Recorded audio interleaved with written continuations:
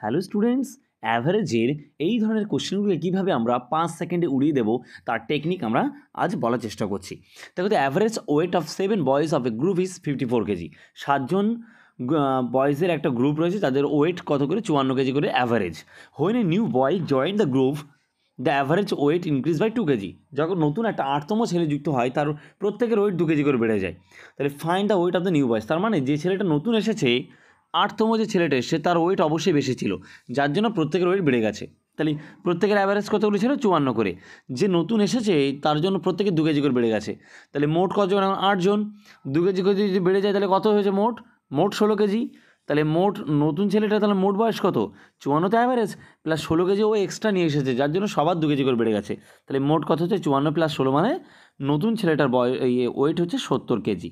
ওকে, যদি তোমরা এটা বুঝতে পারো তাহলে অবশ্যই তোমরা এই কোশ্চেনটার আনসার কিন্তু কমেন্টে জানাবে, এবং প্রত্যেকে কিন্তু লাইক করতে ভুল করবে না, নতুন হলে অবশ্যই সাবস্ক্রাইব করবে। ঠিক আছে, থ্যাংক ইউ।